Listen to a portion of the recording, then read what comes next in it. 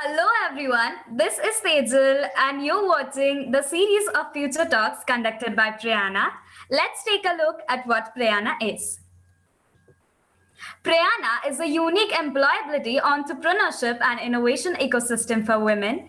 Prayaana Labs gives wholesome career support services right from career counseling, training, mentoring and recruitment services all under one umbrella. Also check us out at www.prayaana.org. If you are a student or a working woman or a woman who wants to resume her career after a long break and upgrade your skills, then Prayaana undoubtedly is a right platform for you. To join us, register at www.prayaana.in or you can also download Prayaana app via Play Store. It's a community hub where you can network and share your thoughts and queries with women of similar interests. We also provide membership programs and learning modules over international and well-acclaimed mentors. So check our app right now. Prayaana Collective Prakol, India's first e-commerce platform that is dedicated to the empowerment of women. The platform is uniquely designed with an attractive affiliate marketing model where all the customers are given an opportunity for lifetime savings and earnings. Also check us out at www.prakol.com. Prayaana presents Youth Utsav 2020, celebrating the youth power of the nation. It is scheduled on 12th and 13th of August. In that, we have two contests, Shoot the Good Filmmaking Contest and Speak Your Mind Public Speaking Contest. The steps for registering are download the Talent Touch Pro app from Play Store, sign up with your profile and select the contest that you want to participate in and upload your video, and also anyone below 30 years can take part in this contest. How to interact? You can post your queries at the live chat in a YouTube channel. The queries will be shared to the guest live and answered. Well, today we are here with the 97th episode of the Future Talks. Happiness is more than a good feeling or a yellow smiley face. It's the feeling of truly enjoying your life and the desire to make the very best out of it. Happiness is the secret sauce that can help us to do our best. Happy people have better relationships. Happy people learn better. Well, psychologists define happiness as people's evaluations of their lives and encompasses both cognitive judgments of satisfaction and affective appraisals of mood and emotions. Life is all about being happy, isn't it? The ultimate purpose of life is to be happy. It is a famous saying that money can buy you everything but not happiness, which makes happiness indeed the most valuable thing in one's life. Well, today's session is based on the same topic, the pursuit of happiness, which is taken by Ms. Andrea Pereira, who is a Senior Assistant Manager Operations. Let's take a look at her profile. She has over 7 years of experience in the corporate industry. After spending a considerable time in New Zealand, where she went to pursue her higher studies, she returned to her hometown and has been working in the BPO industry since. She has hands-on experience with people and operational management. She has also had the opportunity to handle various aspects of the business over the years. She has worked with both training and operations and possesses a wide array of knowledge on various topics. She is an avid reader and a very eloquent speaker. Ma'am, I welcome you on behalf of Prayaana. Over to you. Thank you so much, Tejal, and thank you so much, Prayaana. I just want to take a moment to talk about Prayaana and how it's such a wonderful initiative, especially because it's empowering women. So hats off to you guys, and thank you so much for this opportunity. So to start off with, like she said, I was born in Dubai. I was raised in Trivandrum. I did my schooling in Trivandrum, post which I went to New Zealand to pursue my future studies. And then I came down back to Trivandrum, back to my hometown. And I've been working with a organization, a very reputed organization, for around about 7 plus 8 years in a managerial position right now.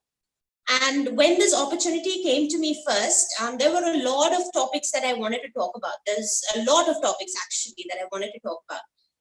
But eventually I decided on doing a piece on happiness. And the reason why I picked happiness is because it's something that's relevant to everyone. It's relevant to me, it's relevant to you, it's relevant to everyone. All we want to do in our life is to be happy and to find happiness. So that's why I decided to do this topic, and that's why I chose the topic Pursuit of Happiness. The name, again, because it's one of my favorite movies name as well. It's a Will Smith movie called Pursuit of Happiness. If you haven't watched it, you should watch it. It's absolutely brilliant. So yeah, so that's how I decided on the topic.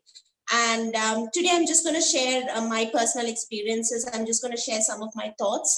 And what I want you guys to do is to just take away whatever is relevant to you, whatever helps you. And if I can make even the slightest difference in anyone's life, then I will consider this talk to be a success. When I started off thinking about what to talk or how to do this talk piece today, one of the first things I did was I spoke to a bunch of people that I know, a lot of people actually.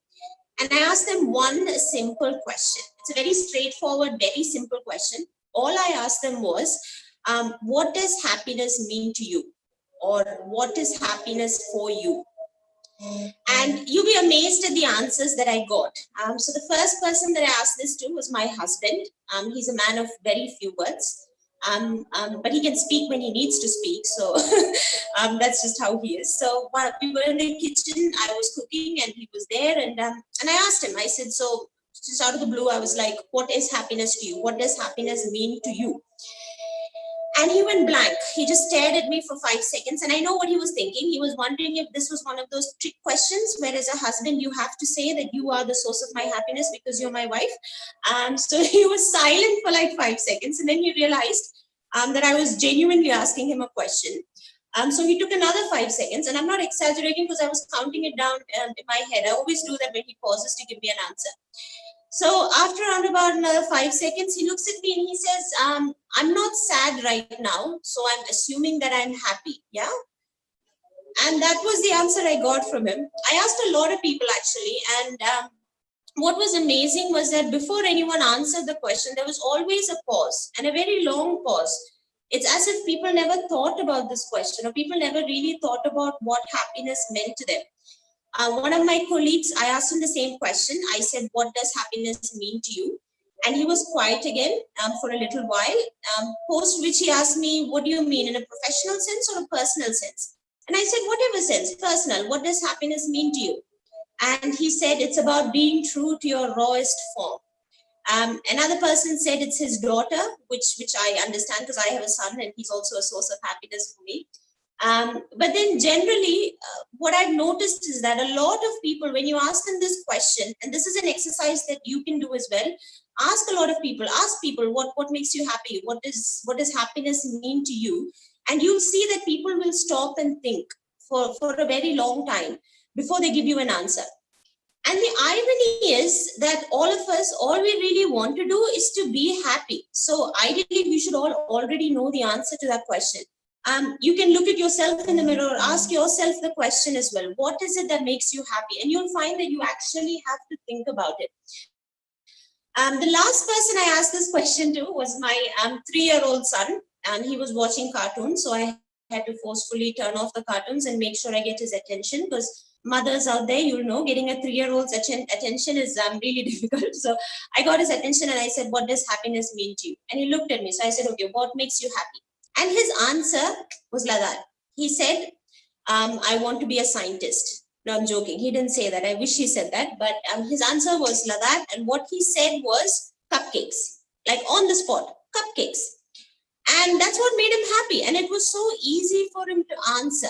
So that's the sort of point that I'm trying to make, that when you're younger, when you're a child or as you're growing up, it's so easier for you to define what happiness is, because it could be cupcakes, it could be playing out in the mud, it could be watching cartoons for half an hour, it could be a lot of simple things. But then as we grow, what happens is society dictates a lot of things to us as to what is required for you or what is important in your life. Getting married at a certain age, getting a good job.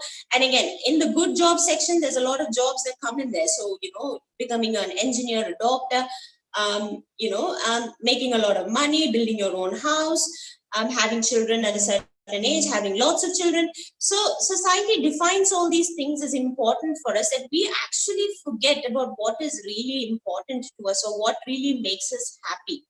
So what I want you guys to do is to actually take some time out and to think about what makes you happy, like truly what makes you happy. Ask yourself this question, and be 100% honest to yourself, because you're not going to answer this question to anyone else. You don't have to lie to yourself. You tell yourself what is it that makes you happy. It could be the most cringeworthy thing, it could be the most embarrassing thing, but you're telling yourself. And don't look at the big things. Don't look at the big things. Don't look at your 5-year plan or your 10-year plan or where you want to be in your career or things that need a lot of work on. Look at the small things that really make a difference to you, that really make you happy, and get those and start doing those things. So awareness, or being consciously aware of what makes you happy, I think is the first step in your pursuit towards happiness. Unless you know what it is that makes you happy, then it's difficult to work towards it. When I was young, so when I was a little girl, I used to love reading. Me and my sister, we used to read a lot. So my mom used to take me to the local library. And you know how Indian mothers are, they have rules and regulations on everything. So she used to say 5 books. I could only take 5 books. I can't have more than that. And it was the most traumatic experience as well as the most amazing experience, because I love reading. So me and my sister would be there. I could hear her grumbling next to me. I would be moaning in this corner because I wanted all these books, but I could only have 5. And then we'd bring all our books back home, 5 books, and we'd finish reading it in 2 days. And then we'd have to wait again for a long time before we go back and get the books and get a fresh set of books from the library. I remember at that point, I used to always think, you know what, when I'm old enough and I can make my own decisions, I'm going to go to the library, I'm going to get 20 books, and I'm going to come home and read as many books as I can. I'm obviously older now. I make my own decisions now. I still love reading, but I haven't bought a book, or I haven't read as many books as I should. And that's sort of an eye-opening experience for me, because I still love reading, but I don't find time for it. The most reading I do is what all of us do, where we pick up our phones and we go through whatever comes on Facebook or any other news that comes by, and we just read all of that. But do we really sit down, if let's say reading is your passion or whatever else is your passion, do we really spend any time on those activities that genuinely made us happy? So I think reflecting again and being aware and conscious of what makes you happy. It could be playing cricket, it could be playing chess, it could be reading, it could be a lot of things. But we need to consciously, especially because in today's world, it's really difficult to find time. We need to consciously find the time to invest ourselves in these activities which actually makes us happy. So that was the first point that I wanted to make, which was around being aware, being conscious of what makes you happy. Do not overlook the small things. Do not always look at your big goals and your big plans. Look at those small things that you have. And you know, if your activities require other people, if you want to play cricket or anything, you can go on the net. We're all connected through social media. You can find like-minded people. Obviously, though, word of caution, you might find a lot of strange people on the internet as well. So please do not go and play cricket with everyone that you meet online. But yeah, so I'm just saying that the world is so small now. We're all so connected now. So it's a lot more easier for us to be in touch with each other and do things that we love. Now, don't mistake me. I'm not saying that you should stop doing everything you hate doing. I know a lot of people hate washing dishes. I know they hate washing their clothes. Please do not take this as me saying that we stop doing all those things. Please wash your dishes. Please wash your clothes. You need to do, sometimes you need to do things that's necessary, even though they don't make you happy. But at the same time, find those small things in life that actually make you happy. I read a research, I can't remember when I read it a while back. And one of the things that I remember reading up on was that 50% of your happiness is linked to your genetics, which means you're predisposed to it. You're born with a certain nature and disposition wherein you will be happy based on your genes. And 10% is based on your circumstances. So where you're born, what your living situations are, and how your parents raise you and all of that. But 40% of your happiness is interrelated to your actions. So what that means is that each and everything that you do obviously has an influence on how you're happy, and 40% of your happiness is in your hands, which means that's obviously a huge percentage, and that's something that we can work on as well. Harvard did a research, and they did a research, I think, that started in 1983, and they did a research on around about 700 odd men. Yes, men, not women, not people, men. But that's a different topic. I'm not going to go there right now. But they did a research on 700 odd men. And it was a very long study. It's called the Happiness Study. If you want to read up on it, please go online. You'll find a lot of stuff in there. It's really, really, really informative. So they did this research, and it started in 1983, and they followed around 700 men, and they're, I keep saying 700 men, I'm sorry, but yeah, they followed 700 people. And what they did was they did a lot of questionnaires to understand their and their happiness quotient, their well-being. They also interacted with family members, relatives, friends, and everyone to understand how they were doing. It was pretty much to understand how happiness changed as and when you got older. And 2 points from that study is something that I found quite revolutionary. I actually took it back with me, and I'm going to share it with you guys. One was that as people got older, they tend to let go of things. Now, by letting go of things, what I mean is they let go of failure. Now, this is something that I struggle with personally. Because I love to procrastinate. It's one of my one of my shortcomings, I would say. When if something goes wrong, I sit and think about it. I think about alternate realities. I think about what if this didn't happen? What if I did that? What if this person never came at that point? What if he sat at home? What if she came here? What if my meeting went this way? What if my presentation was good? And I would think about it again and again and again and again. And what this study showed through this point is that as people got older, and this is my addition and wiser, what they would do is they would let go of things or failures because they knew that life was short and they wanted to make the most of it. Now that's absolutely true, because I'm not going to be able to change what happened in the past. And I know a lot of you might also face the same problem where when something goes wrong, you can't do anything about it, but you love to sit and think about it and worry yourself about it. Now, there's nothing we can do to change that. You know, what's happened has happened. And what we can do is, now, if you're thinking about things to do in the future related to it, so let's say there's something you can do tomorrow or day after tomorrow that's going to fix that problem. Yes, by all means, think about it because you want to fix it. But if it's something that you cannot fix, then actually, you know, you should let it go. You know, let it go. And I know it's so easy to say, because I can sit here and say, let it go, you know, but it's not easy to let it go. It's not easy to take it out of your head. You will still think about it. But that's where, again, we need to be conscious. We need to be aware, and we need to consciously let it go. One thing that I do, because like I said, I'm a procrastinator. One thing that I do, and it's a little silly, but I'm going to share it on this platform anyway. One thing that I do is I set aside time to worry about things. So if something goes wrong or something bad has happened, then I worry about it, right? And then what I do is, I know I'm going to worry about it anyway. So I set myself time. I say, okay, tomorrow morning from 9 o'clock to 10 o'clock, I'm going to worry about this, like constantly, just worry about it and get it out of my system. And then for the remaining day, what I do is, you know, every time it comes to my mind, I look at the clock, I'm like, okay, still have time. So I can put this out of my mind for now. And then, you know, when I come to it, I can think about it. And a lot of times what happens is by the time it comes to that stage, it's not that bad at that point, because, you know, a day has gone by, maybe 2 days have gone by. And I do worry about it, but then it's not as bad as it would have been if I was sitting there and wallowing in self-pity. So that's something that works for me, might not work for you, but just sharing that all of us have the same struggles.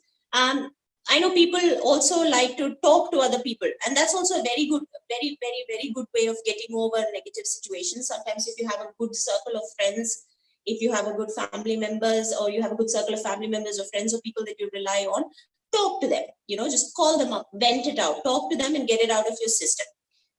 This brings me to the second point, actually. And the second point that came out of that study was that what they found out was that people who had a close-knit circle of friends and family and who were associated with more people, so who were social beings, were more happier in the long run than those who were isolated or lived alone. And they also connected it to better health and all of that. They also talked about how, even when you're married and you have a long marriage and then, you fight with your spouse, it still does not affect your happiness quotient in the long run, because, it's a small thing, and partners deep down inside know that this is just a little hiccup and they're going to get over it.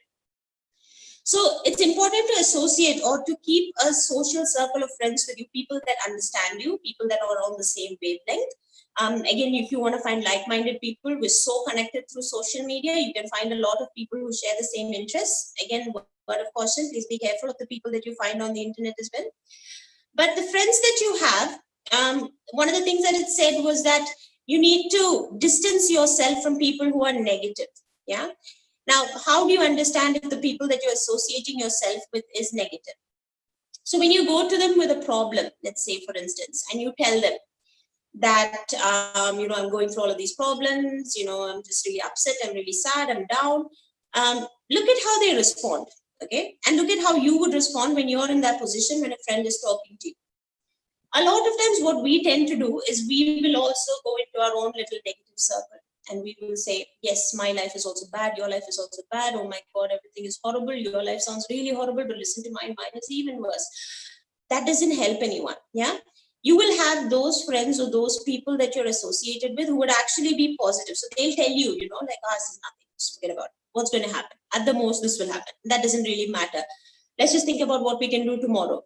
Or they'll try to take your mind off stuff, or they'll crack a joke, or they'll try to make you happy. And at that point, you'll probably be annoyed at this person, but know that these people are the positive influencers in your life. And these are the people that you need to associate yourself with. So again, it's about being conscious. And when you're in the receiving end also, always make sure that, you bring in positivity. You try and motivate that person. You try and bring that person up and out of that situation. And you help them and you get them to get out of that situation. So going back to what I had said earlier, it was around, connecting with people, ensuring that you're connected with them, ensuring that people are there to support you, ensuring that you're supporting people. So these are all things that we need to consciously do. We need to consciously make sure that we find time out of our hectic, busy schedules and we spend time with people and we're there for each other. So that's one of the most important points to keep in mind. Now, going back to what I said about being happy, and about spending some time, taking some time off to think about what really makes you happy. I just wanted to add another point to that. So, like I said, think about the small things. It could be the small things. It could be that, maybe you just, you want to go play a sport, or you want to go to the beach, or the small things, small things that make you happy. And it's important that you find time to do that as well. So set aside some time, set an alarm on your clock, or set a calendar blocking for yourself, and find the time to sit down and think about what makes me happy. And once you've done that, and this is an exercise that you need to keep on doing. The reason being that as you evolve, as you grow, some things that you like when you were a child, you probably won't like today. So as you keep changing, and as you keep getting more and more choices in life, what happens is that your things that make you happy will also change. So what you obviously need to do is set aside some time frequently, whenever you get time. So probably once in a month, once in 2 weeks, whatever works for you, and always keep reevaluating the things that make you happy. Now, I want to touch upon another sort of thread relating to happiness, and it's around a concept called Objectivism. One of my favorite authors is Ayn Rand. She's a Russian-born American writer, and she's written 2 amazing books. One is called Fountainhead, and one is called Atlas Shrugged. Fountainhead is my favorite book. It's one of my all-time favorite books. So if you get time, please do read her books. Her writing is absolutely amazing. So what she talks about through Objectivism, and this is a little controversial, so I want you guys to hear me out. The one thing that she says is selfishness is a virtue. And obviously, when you hear that statement, you'll be a little taken aback, right? Because all through your life, you've been taught to be selfless. You've been taught that you need to do everything for other people. You need to make other people happy. You need to do all your things so that everyone else loves you and everyone else appreciates you and everyone else looks up to you. But what she says is selfishness is a virtue. Now, what she means by that is to be selfish is to make sure that you understand the potential that you have and that you act on it and deliver to the best possible outcomes that you are capable of. So you focus on yourself, you focus on what is the best output that you can give that makes you happy. At the same time, by not interfering or interrupting another person's individuality as well. So by being selfish, it doesn't mean that you go out there and you rampage or destroy someone else and then find your own happiness. No, what she's saying is that you be happy and you live up to yourself instead of looking for validation from other people. And this is a very important point, and it touches, it comes in line with self-love, which is a concept that I've seen quite a few webinars on here around as well. And self-love is very important. It's about loving yourself for who you are. And the reason why I say this is because one of her quotes, before I forget, I just want to mention, one of her quotes is that I love you starts with an I. So you need to know the I before you can love someone else. And that's a very, it's an amazing quote that from her, something that she's written as well. So it's important to understand yourself and to love yourself and to find happiness within yourself before you go looking for it elsewhere. Now, at the beginning of the talk, I people what happiness is for them, and they said it's their daughter, their wife, their husband. For me as well, my son, absolutely biggest source of happiness for me. But the reason why self-love is so important is because, when my son's going to grow up, if I keep looking to him for happiness, one day he's going to be 18 or 15 or however old he's going to be, and he's going to have his friends, his circle, his life. He's going to go out there and discover himself, be independent. So me investing or me making him my source of happiness is not a very realistic thing, because it will lead to disappointment in the future. When he leaves, let's say he goes for future studies or he goes off or he goes to live his life or whatever, what happens then? It's the same thing with spouses as well, right? A lot of people look for happiness from their husbands or their partners. So what they want is they want their partner to do X, Y, Z to make them happy. Yeah, they want their partner to do all of these things to make them happy. But the most important thing is, again, you have to find happiness from within yourself. So that's why self-love or focusing on yourself is sometimes good. Find out those things that make you happy, which do not need other people. For example, find out something that's your own. So let's say reading books or going to play sports or whatever it is. Find out something that makes you happy, which is not something that you're doing for someone else or you're expecting someone else to come and do with you. Yeah, so simple as I want to watch a movie as opposed to my husband should watch a movie with me. So that is the difference. So you want to watch a movie and that's something that makes you happy. Yeah, he might not want to watch a movie. He might want to watch Netflix. My husband wants to watch a lot of Netflix series. So I'm giving you a real life story. Yeah, so stop looking for happiness outside yourself. And once you find the happiness within yourself, once you're so happy with yourself, and I know it sounds very superficial, but once you're really happy with yourself, then you find out that you have so much love to give out that people around you as well will be so happy. Yeah. So that's the other point that I wanted to make about Ayn Rand, who is one of my favorite authors. Like I've said, you should read some of her books. You will really love it. And this again ties in with Maslow's hierarchy of needs. Again, you can Google this up as well if you want to. I'm pretty sure Maslow's on there. So he was a psychologist and he had put a hierarchy of needs in order. I'm not going to go through them because it's a lot of people have varying opinions on it, because in the hierarchy, he stacks them up in order, saying that this is how the level of importance goes up. But the top one that he has is self-actualization. And by self-actualization, and he's put that on the top, okay, right below it comes self-esteem, which is where you get valued by other people and respected by other people. But self-actualization comes right above it, and it's on the top. And the reason why he's put it on the top there is because what he believes is people who do not look for validation from other people and people who are continuously trying to improve themselves to become a better version of themselves, irrespective of what other people think. That self-actualization is what is on the top, which means that is the most highest sort of need that a human being has when you get to that stage. So happiness, again, in very simple terms, like I've said, we all look for happiness in all the wrong places. We look for happiness from other people. We look for happiness, like I said, in all the wrong places. But it's very important to start looking for it deep within yourself, because as long as you're happy with yourself, then it's a very good place to start off with. And don't feel bad about things that you do to make yourself happy. So for instance, if you're someone who likes to go out for a walk, or if you're someone who likes to run around in the rain, I know you might look crazy to people, but if that gives you that 5-10 minutes of happiness, trust me, it's worth looking a little crazy, because in today's world, finding time to do things that you love is really difficult. And it's really important that you take the time out to obviously invest in those things. So yeah, so I'm not going to take a lot of time now. This is something that I thought I wanted to share with you guys.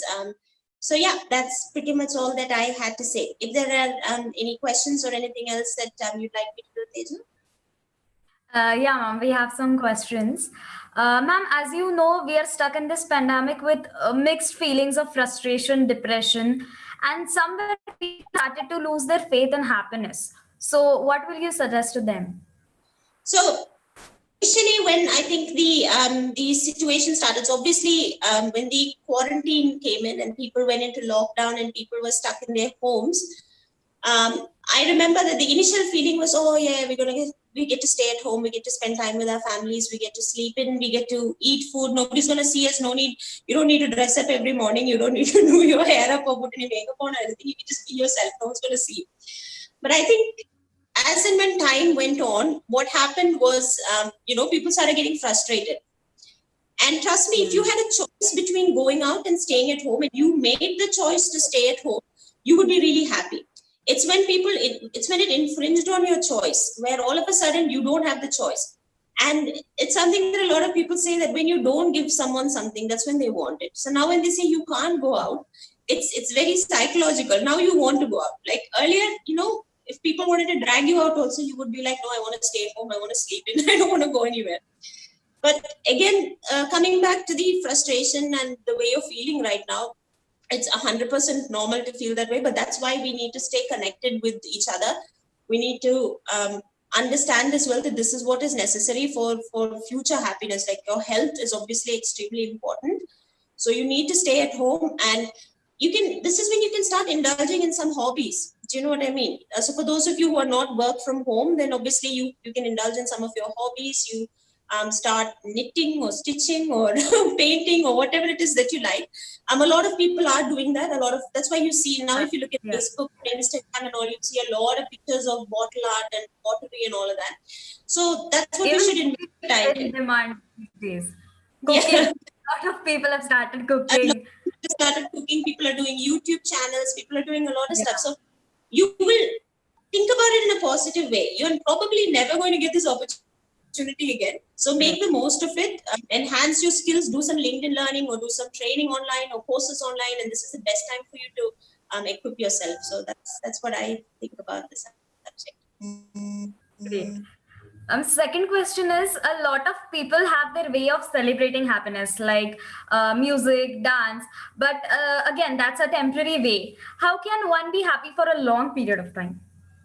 So when you sit and analyze all of the things that make you happy, like I said, you'll have a lot of things that come to your mind when you sit down and when you think about it. There'll be these small things that can be done quickly, and then you'll have your long-term plans. So for instance, you'll have your plans where you want to get a promotion, or you want to get married, or you want to meet people. So those will be your long-term plans that will take time. So what you do is you fill in your time with these small things that make you happy. And at the same time, you're still continuously working towards your long-term goal. So as and when you're conscious and you're aware of what it is that you want in life and what genuinely makes you happy, and you start doing it, you won't have to pursue happiness anymore. You'll find that you're happy to begin with. So I think that's the best way of doing it. Don't run after the big things, because a lot of people, when they say happiness, they talk about how they want to get promoted, how they want to get married, and how they want to find their life partner. Those are all big things. Look at the small things as well, because it will give you small bits of happiness here and there. But what research suggests as well is, the more you do these little things that make you happy, it adds to a longer life. So Right. Great.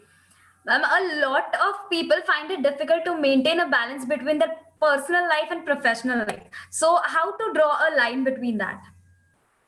So one of the things that you can do is obviously you'll have to set aside time. You will have to set aside time because working from home, I understand, can be a very difficult situation as well. But you need to ensure that you set aside time and that you do not take on more stuff than what you can do. Have honest, open communication with people that you work with. Tell them about how, what you can do, what you can't do. And a lot of times those conversations and those communication styles itself works. And always have time for yourself, because you'll run yourself thin, and then eventually you'll find out one day that you're at the breaking point. So it's very important to take time off for yourself. You want to schedule it in your calendar, you want to block it in your alarm clock or whatever, but schedule some time for yourself and ensure that you stick to it. Yoga as well as meditation, all of those things as well work really well. So invest your time in that. Give yourself time, pamper yourself, spend time with yourself, and that in itself will give you some peace of mind. That's right. Ma'am, any mantra that you will suggest to people that which you have personally followed so far? So I just do a lot of breathing exercises. So breathing exercises is something that works for me. Because when you empty your mind out is when you actually start thinking properly. Because when you sit and when you're working or when you're at home or whatever it is that you're doing, your mind is cluttered. So breathing exercises is one thing that works for me. It doesn't take a lot of time as well. You just need a little bit of time, and then once you start focusing on taking your breath in, taking your breath out, and those breathing exercises which you can find on YouTube, on Google as well, that works amazing. So that's one thing that I would recommend as well. That's great. Thank you so much, ma'am. With this, we come to end of this session. Thank you so much for all your words of wisdom. And I'm really sure that this is going to help everyone to, achieve happiness in their life, even in this situation. Thanks a lot. Thank you so much, Tejal. Thank you so much, Chandra. Thank you for the opportunity. Thank you, Prayaana Labs. I'm absolutely proud to be a part of this. So thank you so much, guys. Take care. Thank you, ma'am. Let's take a look. For the viewers, do share your feedback to our YouTube channel as your comment. For advertisements and sponsorships, mail us at joinprayana@gmail.com. And tomorrow we are coming with another great session, which is based on lifelong learning, which is taken by Arun Surendran, Strategic Director and Principal of Trinity College of Engineering. So please don't miss this session also. And this is the schedule for upcoming week. Don't miss this. With all your support, we are nearly hitting a century on this coming Monday. So keep supporting and keep loving. Thanks a lot.